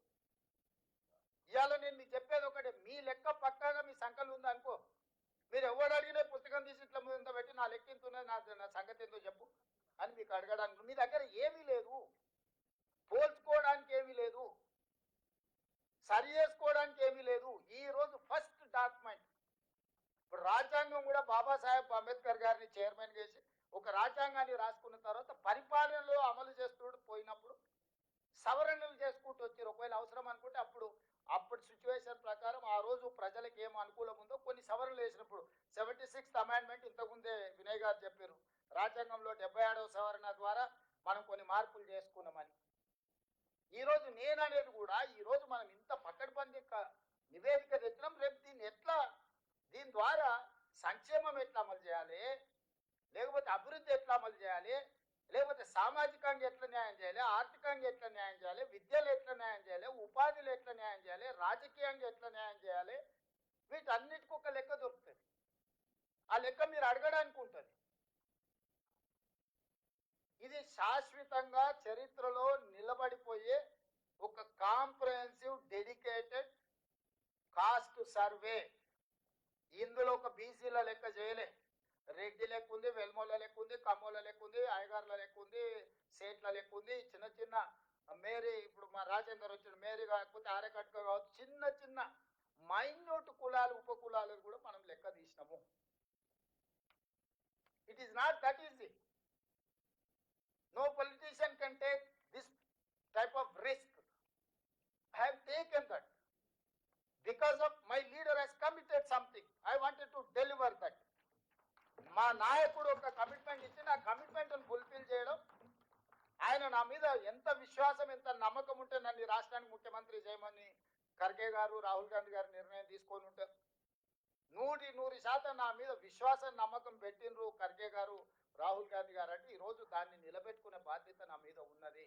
అందుకే ఈరోజు లాభ నష్టాలను బేరీజు వేయకుండా, రాజకీయ ఒత్తిళ్లను లెక్క చేయకుండా ఈరోజు ఈ లెక్కలన్నిటిని కూడా నేను పక్కగా తీసిన మిత్రులారా. ఇది క్యాజువల్గా జరగలే. ఎన్నో రివ్యూస్ మీటింగ్స్, ఎన్నో ఇన్స్ట్రక్షన్స్, ఎన్నో ఫాలోఅప్లు చేసి ప్రతి కలెక్టర్తో నేను మాట్లాడిన, కలెక్టర్స్ కాన్ఫరెన్స్ చేసిన, కలెక్టర్లను ఇక్కడికి పిలిచి కలెక్టర్స్తో కంప్లీట్గా ఇంటరాక్ట్ చేసిన, అన్ని కలెక్టర్లను ఎట్లా చేయాలనేది అందరు ఆఫీసర్లను నేను పర్సనల్గా సెక్రటేరియట్ పిలిచి గంటల కొద్దీ కూర్చోబెట్టి వాళ్ళందరికీ సూచనలు ఇచ్చి, ఎక్కడ కూడా మిస్టేక్ జరిగితే అసలు ప్రభుత్వం ఎవరిని స్పేర్ చేయదు, ఎవరిని క్షమించదు అని చెప్పి వాళ్ళందరిని కూడా ఒక క్రమశిక్షణతో కూడుకున్న కార్యాచరణతో ఈరోజు ఈ లెక్కలు తేల్చినాము. ఈ 16 నుంచి 28 వరకు కూడా రెండో విడత ఎవరైతే నమోదు చేయించుకోలేదో వాళ్ళ లెక్కలు వచ్చిన తర్వాత దీనికి చట్టబద్ధత కల్పించడానికి మనం పూర్తిగా నిర్ణయం తీసుకున్నాము. That is final document. ఎందుకంటే రేపు కోర్టు ఏమంటది, ఏదైనా పరిస్థితిలో నువ్వు ఫెయిర్ ఆపర్చునిటీ ఇవ్వలేదు, లేకపోతే నువ్వు ఒక ప్లాట్ఫామ్ ఇవ్వలేదు, నువ్వు హడావిడిగా ఏదో లెక్కలేసి క్లోజ్ చేసినావు, ఇట్లాంటి చిన్న చిన్న కోర్టులో ఏదైనా మన అందరికీ ఒక అవకాశం ఇవ్వలేదు నువ్వు అంటారని సెకండ్ ఫేజ్ కూడా మళ్ళీ పూర్తి స్థాయిలో పబ్లిసిటీ కల్పించి అన్ని రకాల ప్లాట్ఫామ్స్ వాడినాం. అప్పుడు మనం ఇండ్ల దగ్గరికి పోయినాం, అప్పుడు మనం అధికారులను పంపించినాం, ఇప్పుడు ఆన్లైన్ ఇచ్చినాం, వాళ్ళకు టోల్ ఫ్రీ నెంబర్ ఇచ్చినాం, గవర్నమెంట్ ఆఫీసులలో ఇచ్చినాం. అన్ని రకాల ప్రక్రియలు మనం తీసుకున్నాము. రేపు కోర్టుకు పోయి ఎవరైనా నాకు అవకాశం రాలేదు నమోదు చేయించుకోవడానికి, నాకు ఈ ప్రభుత్వం అవకాశం ఇవ్వలేదని చెప్పనిక లేదు. అందుకే ఈ సెకండ్ ఫేజ్ రీఓపెన్ చేసిన. వాళ్ళంటారు ఇది తప్పు లెక్క కాబట్టి అందుకే సెకండ్ ఫేజ్. అరే పిచ్చోడా, చేసిన లెక్క 100% కరెక్ట్. ఎవరైతే ఇందులోకి 3.1% బయట ఉన్నారో బయట ఉన్న వాళ్ళని బడికి రమ్మని మలవించినాం. బయట ఎవడు ఉన్నాడా? లెక్కలకు రాకుండా చంద్రశేఖరరావు, హరీష్ రావు, తారక రామారావు ఉన్నాడు. జనాభా లెక్కలలోనే లేరు. జనాభా లెక్కల నుంచి కొట్టేయాల్సిన పరిస్థితి వచ్చింది. నేను మా సంఘాల మిత్రులు చెప్తున్నా, వాళ్ళు ఇంటి ముందర పోయి డప్పు కొట్టురు, మేల్కొల్పు డప్పు. మా సంఘాలలో చేసినోని నన్ను తింటారేందా, చేసినోని నిలబెట్టి లైన్లో నిల్చోబెట్టి లెక్కలు కట్టకుండా. ఇవాళ బీసీ సంఘాలకు నా విజ్ఞప్తి ఒకటి, అరే ఇంత కష్టపడి మీకోసం తల బగల కొట్టుకొని మీకు ఏదో ఒకటి చేయాలా, మా నాయకుడు చెప్పిండు, దీన్ని ఎట్లో గట్లా ఒక పట్టాలు ఎక్కించాలని నేను ప్రయత్నం చేస్తే మళ్ళీ నన్నే రాళ్ళతో కొడుతారు. చేయనోడే మంచిగా బాధాప్త ఫామ్ హౌస్లో పండుకున్నా వాడే మంచోడాడు. తండ్రి చేయడు, కొడుకు చేయడు, అల్లుడు చేయడు, లెక్కలకే రావంటారు, మీరు లెక్కనే లేరంటారు. వాళ్ళేమో మంచోళ్ళు అయిపోయారు, వాళ్ళ సంఘాల మీటింగులు వాళ్ళు పెడితే వాళ్ళ దగ్గర పోయి మనోళ్ళు కూర్చుంటారు. ఇంత కష్టపడి చేసిన రేవంత్ రెడ్డిని విలన్ చేస్తుంది. వద్దనేటోడు ఎట్లా వద్దన్నాడు, వాడు విలనే. కావాలన్న వాళ్ళకి మీకోసం పనిచేస్తే మీరు కూడా విలన్గా చూసినాక ఇంకా ఇంకా ఇంకా ఇక ఇక ఇది ఎట్లా ముందర పడుతుంది మీరు చెప్పురు. నాకు నష్టం మీకా నాకా? మరి ఇక మీరు దీన్ని కాపాడుకోకపోతే, మీరు వచ్చి అండగా నిలబడకపోతే, మీరు వచ్చి నా పక్కన నుంచొని మా ముఖ్యమంత్రి మా రేవంత్ రెడ్డి చేసింది 100% కరెక్ట్గా ఎవడరా చెప్పినోడు రా, లెక్క చేద్దాం రా, ఏ ఊర్లో ఏ వార్డులో ఏ సందులో తప్పుందో లెక్క చెప్పు, మేము వచ్చి నిలబడతామని మీరు కట్టబట్టుకొని నిలబట్టి ఈ సమస్యకు పరిష్కారం దొరుకుతుంది. మీరు చూసి చూడనట్టు మాకెందుకులే అన్నట్టు ఉన్నారంటే ఇది పట్టాలు ఎక్కదు. దీన్ని పట్టాలు ఎక్కించుకొని రైలును పరిగెత్తించి మీరు అనుకున్న గమ్యం చేరాలంటే ఇక మీదే బాధ్యత. నా బాధ్యత అయిపోయింది. అసెంబ్లీలో పెట్టి లెక్కలు చేసి దీనికి చట్టబద్ధత కల్పించే వరకు ముఖ్యమంత్రిగా నా బాధ్యత అయిపోయినట్టే. ఆ నుంచి ముందుకు తీసుకెళ్లాల్సిన బాధ్యత మీదే. ఇది రీలే రన్. నేను ఇక మీ చేతికి అందిస్తున్నా. రన్నింగ్లో ఒక్కడే ఉరకకుండా నలుగురు ఉరుకుతారు కదా, రీలే రన్ 4x4. ఇక నేను మీకు అందే చెప్తా, రేపు అసెంబ్లీలో చట్టం చేసి మీకు అప్పచెప్తే మీరు తీసుకొని దీన్ని ఎట్లా ముందుకు ఉరుకుతారో ఇంకా మీ ఇష్టం. ఈడు ఉన్న వాళ్ళందరూ స్టేక్ హోల్డర్స్. ఇవాళ అందుకే నేను మా అధ్యక్షుడిని మా పొన్నంను అడిగిన అయ్యా అందరిని వీళ్ళు నేను ఒకసారి మాట్లాడదలుచుకున్నా. ఇంత కష్టం చేస్తే మంచి అనకపోతే కానీ తిడుతుంటే ఆపకపోతే ఎట్లాగ ఇష్టం లేనోడు తిట్టబట్టే వాడు రాళ్ళు కొట్టబట్టే. మరి ఇవాళ ఇక మీకోసం ఇంత కొట్లాడి ఇంత చేస్తే అరే మావాడు మాకేదో చేసిండే అని మీరు అనకపోతే మా నాయకుడు రాహుల్ గాంధీ ఒక మంచి చిత్తశుద్ధితోని ముందుకు వచ్చాడు, మా రాహుల్ గాంధీ గారు చెప్పబట్టి మా నాయకుడు చేసిండని మీరు చేయకపోతే ఎట్లా? అందుకే ఒక కార్యాచరణ పెట్టుకున్నాం. ఎన్ని కులాలు ఉన్నాయో ఎవరికి వాళ్ళు వాళ్ళ సామాజిక వర్గం బాధ్యత తీసుకోండి. ఎవరి వాళ్ళు మీ సంఘం మీటింగ్ పెట్టు. మీరు 1000 మందితో పెడతారా 10,000తో పెడతారా, ఎవరి వాళ్ళు ఏ వర్టికల్ వాళ్ళు తీసుకోండి. మార్చి 10 లోపల అన్ని సంఘాలలో వాళ్ళ సంఘం మీటింగ్ పెట్టు. అయ్యా ఈ లెక్క పక్కా ఉంది, ఈ లెక్క ప్రకారం మీ డిమాండ్స్ ఏమున్నాయో అందులో తీర్మానం చేయరు. మీరు రాజకీయంగా ఏం కోరుకుంటారు, ఆర్థికంగా ఏం కోరుకుంటారు, బడ్జెట్లు ఏం కోరుకుంటారు, లేకపోతే మీ ఉద్యోగాలు ఏం కోరుకుంటారు, ఉపాధి ఏం కోరుకుంటారో మీరు అందులో తీర్మానం చేసుకోండి. ఇవాళ ఈ లెక్కను మీరు ఏ మాత్రం కాదు కూడదు అన్నారంటే ఇంకా జీవితంలో మళ్ళీ ఇది రాదు. ఇవాళ ఇందులో చేరని వాళ్ళు ఎవరంటే వాళ్ళు చేరిన రోజు ఆటోమేటిక్గా నెంబర్ పెరుగుతుంది. ఇప్పుడు పాపులేషన్ ప్రతి 10 సంవత్సరాలకు ఒకసారి చేస్తాం. 2011లో లెక్క చేసినాం, ఓ లెక్క తేలింది. 2021 చేయాల్సింది మోడీ గారు చేయలేదు. ఎందుకనంటే కులగణన కూడా జనగణనలో కులగణన చేరుస్తే మొత్తం లెక్కలు తేలితే వాళ్ళ పెద్దోళ్ళు ఎవరైతే అనుభవిస్తారో వాళ్ళ బండారం బయట పడుతుంది, వాళ్ళు ఆపిరు. ఇప్పుడు మనం ఒత్తిడి చేస్తే 25లో 26లో అనే జనగణన చేస్తాడు కదా, ఆ జనగణనలో కులగణన చేస్తామని మనం డిమాండ్ చేస్తామని వాళ్ళు వద్దంటారు. ఇవాళ జనగణన చేసి కులగణన చేసినప్పుడు ఆటోమేటిక్గా 11 తర్వాత 25లో 26లో వేస్తే జనాభా పెరుగుతుంది కదా. ఇవాళ ఒకటి మనం ఛాలెంజ్ చేయాలంటే బీజేపీ వాళ్ళకి నేను చూడుగా ఛాలెంజ్ చేస్తున్నా. మీరు జనగణనలో కులగణన చేయండి, అప్పుడు నా లెక్క తప్పు ఒప్పు మీకే పక్కగా తెలుస్తుంది.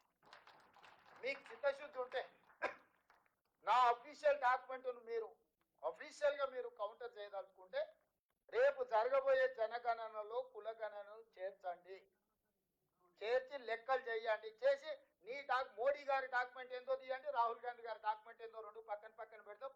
ఎవరు లెక్క తప్పు ఎవరు లెక్క ఒప్పు. నువ్వు లెక్క చేయకుండానే లెక్క పెట్టకుండానే నా లెక్కను తప్పు అంటున్నావు. ఎట్లా? దీని సహేతుకత ఏముంది? తప్పనేటోడి తప్పుడు మాటలకు. అందుకే ఈ సమావేశంలో మీ అందరి అనుమతితోటి ఒకటి రాబోయే కేంద్ర ప్రభుత్వం చేపట్టబోయే జనగణనలో కులగణనను చేర్చాల్సిందే, ఇది తీర్మానము. సేమ్ తీర్మానం మన అసెంబ్లీ చేసినాం, మీ అందరి ఆమోదంతో ఇది. రెండవది, ఏ సామాజిక వర్గ రెజల్యూషన్ మూవ్ చేస్తున్నా మీరు అందరు ఈ రెజల్యూషన్కు మీరు అందరు కూడా మద్దతు ఇవ్వాలి. రెండవది, ఏ సామాజిక వర్గాలు ఆ సామాజిక వర్గాల సమావేశాలు పెట్టండి. మీరు ఆ సమావేశాలు పెట్టకుండా మీరు దీన్ని ఓన్ చేసుకోకపోతే ఇది అనాథ అవుద్ది. దీన్ని అనాథం చేయకండి. ఈ నివేదికను ఈ వివరాలను అనాథం చేయకండి. మీరు ఆదరించండి, మీరే దాన్ని సొంతం చేసుకోండి. సొంతం చేసుకున్నప్పుడే మీకు ప్రయోజనం ఉంటుంది. ఈ రోజు ఇక్కడ ఈ వేదిక మీద చాలా మంది మిత్రులు ఉన్నారు. గౌడ్ సమావేశం గౌడ్స్ చేయండి, యాదవుల సమావేశం యాదవులు చేయండి, ముదిరాజుల సమావేశం ముదిరాజులు చేయండి, అదేవిధంగా పద్మశాలీల సమావేశం పద్మశాలీలు చేయండి, కురుబలు, ఇట్లా ఏ సామాజిక వర్గం నేను ఒక్కటి కాదు ఏవైతే 104 కులాలకు సంబంధించిన అన్నారో ఎవరి శక్తి మేరకు వాళ్ళకు. నేను మా శ్రీనివాస్ చెప్తున్న ఆరకట్క సమావేశాన్ని నువ్వు మొదలుపెట్టు శ్రీనివాస్, ఇమ్మీడియట్గా నేను నీకు బాధ్యత ఇస్తున్నా. మిగతా అట్లా ఎవరికి వాళ్ళు వాళ్ళ సామాజిక వర్గానికి మీరు గ్రౌండ్ తీసుకుంటారా, మీరు ఫంక్షన్ హాల్ తీసుకుంటారా, మీరు ఏం తీసుకుంటారు, మీరు ఏం చేయగలుగుతారో మార్చి 10 తారీఖు లోపల అన్ని సామాజిక వర్గాలకు సంబంధించిన వాళ్ళు ఎవరికి వాళ్ళు వాళ్ళ సామాజిక వర్గాలకు పెద్ద ఎత్తున సమావేశం పెట్టి ఈ లెక్క పక్కా ఉంది, మేము దీన్ని ఆమోదిస్తున్నాం, దీని ప్రకారం మాకు సామాజికంగా ఆర్థికంగా విద్య ఉపాధి రాజకీయంగా అవకాశాలు కావాలని మీరు తీర్మానం చేయండి. మీ తీర్మానాలు అన్నింటిని తీసుకెళ్ళి నేను రాహుల్ గాంధీ గారి ముందర పెడతా. మా రజక సోదరుల తరఫు నుంచి మా శంకర్కు చెప్తున్నా, నేను మా రజకులు అందరినీ రాష్ట్రంలో ఉన్న వాళ్ళు అందరినీ సమావేశం పెద్ద మీటింగ్ పెట్టమని శంకర్కి ఆదేశాలు ఇస్తున్నా. నేను మా కుర్మ యాదవ్ మా కుర్మ సోదరులు ఉన్నారు, ఎమ్మెల్సీ గారు ఎక్క మల్లేశం గారు, మిగతా సామాజిక వర్గాలకు కూడా ఎవరికైనా కష్టాలు ఉంటే వారు ఇంత సాయం చేస్తారు. రేపు నువ్వు చేసినప్పుడు మా ఒడేర్లు ఉన్నారు, జయపాల్ ఉన్నాడు, మా సరితమ్మ ఉంది. ఈ దీంట్లోనే అంటే నేను కొన్ని ఉదాహరణ చెప్తే ఏ సామాజిక వర్గం వాళ్ళు ఆ సామాజిక వర్గం మీ చేతనైన కాడికి మీ యూనిటీని ప్రదర్శించండి. మీరందరూ కలెక్టివ్గా దీన్ని ఓన్ చేసుకోండి. అప్పుడే దీనికి ఒక లీగల్ శాంటిటీ వస్తుంది. దీనివల్ల రాజకీయంగా కానీ ఆర్థికంగా కానీ విద్య కానీ ఉపాధిలో కానీ మీకు ప్రయోజనం ఉంటుంది. మీరు ఇది ఓన్ చేసుకోకుండా మీరు ఏదో కావాలి అని ఆశిస్తే ఏమి రాదు, ఏమి రానియరు. చంద్రశేఖరరావు రానియాడు, కిషన్ రెడ్డి రానియాడు, వాళ్ళ జతకు బండి సంజయ్ కూడా తోడాడు. బండి సంజయ్ మోడీ ఓటు చెప్తే బండి సంజయ్ ఓటు చేస్తాడానే? మీరు చెప్పండి. మా రాహుల్ గాంధీ చెప్పిండు కాబట్టి నేను చేసిన. వాళ్ళు మోడీ గారు వద్దంటారు కాబట్టి బండి సంజయ్ వద్దంటారు. సింపుల్. దీంట్లో ఏంది? పెద్ద సైన్స్ ఉందా, మ్యాథమెటిక్స్ ఉంది? ఏముంది? Simple approach. మా నాయకుడు రాహుల్ గాంధీ ఇది చేయాల్సిందే అన్నాడు, నేను తూచా తప్పకుండా పాటించిన. వాళ్ళ నాయకుడు మోడీ బీసీల లెక్కలు వద్దన్నాడు, బండి సంజయ్ వద్దంటుండు. బండి సంజయ్ ఇష్టం ఎవరు అడిగిర్రు? మనం కావాలనుకుంటున్నాం, కావాలనుకున్న వాళ్ళు మన సైడ్ నిలబడు, వద్దనుకునే వాళ్ళు వాళ్ళ సైడ్ నిలబడు. సింపుల్. అందుకే దీంట్లో ఈ సమావేశంలో మీరు కార్యాచరణ మా పిసిసి అధ్యక్షుడికి మా మిత్రుడు పొన్నం ప్రభాకర్ గారికి నా సూచన, ఏ సామాజిక వర్గాలకు వాళ్లకు ముఖ్యమైన నాయకులకు బాధ్యత ఇవ్వండి. ఏ డేట్ నాడు వాళ్ళు సమావేశం పెట్టుకుంటారు, ఏ డేట్ నాడు వాళ్ళు నిర్వహించుకుంటారు, వాళ్ళ నిర్వహణ చేసుకోవడానికి వాళ్ళని ఇచ్చేయండి. ఏదైనా చిన్నదో పెద్దదో ఏదైనా ఎవరైనా బలహీనంగా ఉండి పూర్తిగా ఇబ్బందికరమైన పరిస్థితి ఉంటే మా ఏకే మల్లేశం ఉన్నాడు, లేకపోతే ఇటు పక్కన మా సోదరుడు మా మధు నీలం మధు ఉన్నాడు. ఇట్లా బలహీన వర్గాల బలంగా ఉన్న వాళ్ళు కూడా కొంతమంది ఉన్నారు. మా బీర్ల ఐలే ఉన్నాడు. ఇట్లా బలహీన వర్గాల బలంగా ఉన్న వాళ్ళు కూడా వాళ్ళని ఆదుకుంటారు. అదేమి ఇబ్బంది కాదు. ఏదున్నా ఎవరికి వాళ్ళు జైపాల్ కట్టు అంటే జైపాల్ కప్ప చెప్పేసిన సీను కప్ప చెప్పేసిన అట్లా ఇక మీ ఇష్టం. ఆ సైడ్ నేను బోధించుకోలేదు. సో నా సూచన ఒక్కటే, ఒకరు సహకరించుకొని దీన్ని మనము ఓనర్షిప్ తీసుకోవాలి. ఇది ఓనర్షిప్ తీసుకోకపోతే ఇక మనకే నష్టము. ఎందుకనంటే రాహుల్ గాంధీ గారు దీన్ని జాతీయ స్థాయిలో దీన్ని ఈ నివేదికను పెట్టి కేంద్ర ప్రభుత్వం మీద మోడీ గారి మీద ఒత్తిడి చేయాలనుకుంటున్నారు. రేపు జరగబోయే జనగణనలో కులగణన జరగాలంటే దీనికి ఒక చట్టబద్ధత రావాలి. చట్టబద్ధతతో పాటు ప్రజల ఆమోదం కూడా పొందాలి. చట్టం నేను చేస్తా, కానీ ప్రజల ఆమోదం లార్జర్ తెలంగాణ సమాజం అంతా దీన్ని ఆమోదించిందంటే చేయాల్సిన బాధ్యత మీ అందరి మీద ఉంది. మీ అందరూ అది చేయకుండా యూనివర్సిటీలలో సెమినార్లు పెట్టండి. కైలాష్ ఉన్నాడు, లేకపోతే మోటార్ రోహిత్ ఉన్నాడు, యూనివర్సిటీల పిల్లలు మీరు ఉన్నారు కదా, యూనివర్సిటీలలో మీరు సెమినార్స్ పెట్టండి. ఇంత మంచి యాక్టివిటీ చేసినా మేము తీసుకున్నామని యూనివర్సిటీ సెమినార్స్ మొదలు పెట్టండి, ఇంటలెక్చువల్ సెమినార్స్ పెట్టండి. ఇప్పుడు అదర్ సైడ్ వాళ్ళు నెగటివ్ క్యాంపెయిన్ చేస్తున్నారు. వాళ్ళు అన్ని రకాలుగా దీన్ని ముందుకెళ్ళకూడదని వాళ్ళు ఎక్కడైనా సూచన చేసినా మీరు చెప్పండి. నన్ను పక్కన పెట్టండి ముఖ్యమంత్రిగా. వీడు ఇంతమంది ఉన్నారు కదా, చంద్రశేఖరరావు ఏమైనా సూచన చేసిండా, హరీష్ రావు ఏమైనా చేసిండా, కిషన్ రెడ్డి ఏమైనా చేసిండా, లేకపోతే సంజయ్ ఏమైనా చేసిండా? మీరు చేసిన లెక్క తప్పు. సింపుల్, ఒకటే మాట. కాబట్టి అది వద్దు. ఇప్పుడు ఒకవేళ ఇందు లేదని లోపం అంటే ఫలానా లోపం ఉందా, ఈ లోపాన్ని సరిదిద్దామని చెప్పమని ఉంది. ఏ లోపం లేదు కాబట్టి, ఏం చెప్పడానికి అవకాశం లేదు కాబట్టి అబద్ధాలు తీసుకొచ్చి మిమ్మల్ని అందరినీ నమ్మించే ప్రయత్నం చేస్తూ దీనికి మనం చూడనట్టు ఊరుకున్నా మనకెందుకులే, ఏదో వాళ్ళు తిప్పలాలు పడుతున్నారు. అది మహేష్ గౌడ్, పొన్నం ప్రభాకర్, రేవంత్ రెడ్డి, హనుమంతరావు, అంజన్ కుమార్ యాదవ్ సమస్య కాదు. ఇది 56.33% బలహీన వర్గాల సమస్య. దీనికి ఒక పరిష్కారం చూపించాలి. ఇది ఎక్స్రేనే కాదు, మెగా హెల్త్ చెకప్ అని నేను అనదలుచుకున్నా. రాహుల్ గాంధీ గారు ఎక్స్రే అన్నారు, నేను ఒక స్టెప్ ముందుకేసి ఇది మెగా హెల్త్ చెకప్. దీంట్లో హెల్త్ ఉంది, వెల్త్ ఉంది, అన్నీ ఉన్నాయి. ఈ మెగా హెల్త్ చెకప్ రిపోర్ట్ మీ దగ్గర ఉంటే మీరు ఏ డాక్టర్ దగ్గర పోయినా, ఆర్ఎంపీ డాక్టర్ దగ్గర పోయినా వాడు కాగితం తిప్పి చూస్తారే ఈ సమస్య ఉన్నది, దీని పరిష్కారం ఏదో చూడాలని అంటారు. మీకు అసలు ఏ హెల్త్ చెకప్ లేకుండా మీరు ఎట్లా భవిష్యత్తులో ముందుకు పోతారు మిత్రులారా? సో దీన్ని మీరు అవతల కుట్రని తిప్పికొట్టుకుంటూనే దీన్ని ఎట్లా మనం ముందుకు తీసుకెళ్లాలని కూడా కార్యాచరణలో ఎంతసేపు వాడు మనల్ని తిట్టిన వాడు మనం వాళ్ళు తిట్టడం కాదు. భవిష్యత్ కార్యాచరణ కూడా మీరు అంత ఇంటెలెక్చువల్స్ ఉన్నారు, ఇంటెలెక్చువల్స్ పెట్టి దీన్ని ఎట్లా ముందుకు తీసుకెళ్ళాలి. రాహుల్ గాంధీ గారు మాకు ఒక సూచన చేసిండు, ఇంటెలెక్చువల్స్ ఒక న్యూట్రల్ కమిటీ వేయండి. ఆ న్యూట్రల్ కమిటీ ఇచ్చే సూచనలు మనం రేపు పొద్దుగాల దీన్ని ఎట్లా ముందుకు తీసుకెళ్లాలా అని. ఇదంతా ఇదంతా కన్సల్టేషన్, కన్సెన్సస్ బిల్డ్ చేసే ఒక ప్రాసెస్. రాజ్యాంగం కూడా ఓవర్ నైట్ జరగల. ఎన్నో రకంగా చర్చలు చేసి, ఎన్నో కమిటీలు వేసి, ఎంతో మంది చేసుకొని చేస్తే రాజ్యాంగం వచ్చింది. వచ్చిన రాజ్యాంగాన్ని కూడా మనం పరిస్థితులను బట్టి అమెండ్మెంట్ చేసుకుంటూ వచ్చినాం. ఇది కూడా మనం ఈరోజు తయారు చేసుకునే భవిష్యత్తులో మన అవసరాలను బట్టి అమెండ్ చేసుకుంటాం. ఎట్లెట్లా దీన్ని మనం చట్టబద్ధత కల్పించాలి, భవిష్యత్తులో అమలు చేసేటప్పుడు ఏమేం చేయాలో ఒక పాలసీ డాక్యుమెంట్గా మారుతుంది. ఈ పాలసీ డాక్యుమెంట్ని వాళ్ళు డిఫ్యూజ్ చేయాలని చూస్తున్నారు ఎదురుగున్నోళ్ళు. దయచేసి మిత్రులారా, ఈ అవకాశాన్ని జారవిడ్చుకోకండి. రేపు ఎవరు వస్తారో, ఎవరు పోతారో, ఎవరి ఆలోచన ఎట్లుంటుందో నాకు తెలియదు. ఈరోజు మొండిగా ఎన్ని ఒత్తిళ్ళు, ఎన్ని ఇబ్బందులు వచ్చినా ఈరోజు చెయ్యాలి రాహుల్ గాంధీ చెప్పింది కాబట్టి చేసిన. ఈ చేసిన దాన్ని మీరు ఓన్ చేసుకోండి. మీరు ఎవ్వరు కష్టపడాల్సిన లేదు. కష్టం అంతా మేము చేస్తాం. మేము చేసి మీకు తీసుకొచ్చి ఇస్తా. బలైన వర్గాలకి ఇదే బైబిల్, ఇదే భగవద్గీత, ఇదే ఖురాన్ అని చెప్పదలుచుకోండి. ఇంతకు మించిన పాలసీ డాక్యుమెంట్ ఈ దేశంలో లేదు. నేను అథెంటిక్గా ఆన్ రికార్డ్ చెప్తున్నా. స్వతంత్రం వచ్చినప్పటి నుంచి ఈ రోజు వరకు ఏ రాష్ట్ర ప్రభుత్వం, ఏ ముఖ్యమంత్రి చేయలే. ఇవాళ మనం చేసినాము. నాకు అది గర్వంగా ఉంది. మా నాయకుడు చెప్పింది నేను చేసిన, నాకు ఒక సాటిస్ఫాక్షన్. ప్రజా జీవితంలో ఎన్నోసార్లు ఎన్నో ఏళ్ళు ఉంటాం. కాకి కూడా ఎన్నో ఏళ్ళు బతుకుతుంది. ఏం లాభము? ఒక నాయకుడిగా మొదటి సంవత్సరంలోనే ముఖ్యమంత్రి అయినప్పుడు ఇంత పెద్ద సోషల్ రెవల్యూషన్ని నేను అడ్రస్ చేసిన అంటే నాకు కూడా ఒక సాటిస్ఫాక్షన్ జీవితంలో. వెనక్కి తిరిగి చూసుకుంటే ఏం చేసినావు అని 20 ఏళ్ళు అంటే నేను కులగణన చేసిన అని ఏడైనా తలెత్తుకొని చెప్పగలిగినంత ఒక గొప్ప నిర్ణయాన్ని ఈరోజు తెలంగాణ రాష్ట్ర ప్రభుత్వం చేసింది. ఇది ఆషామాషి నివేదిక కింద, కాగితాల కింద చూడకండి. ఇది బలహీన వర్గాల భావోద్వేగం.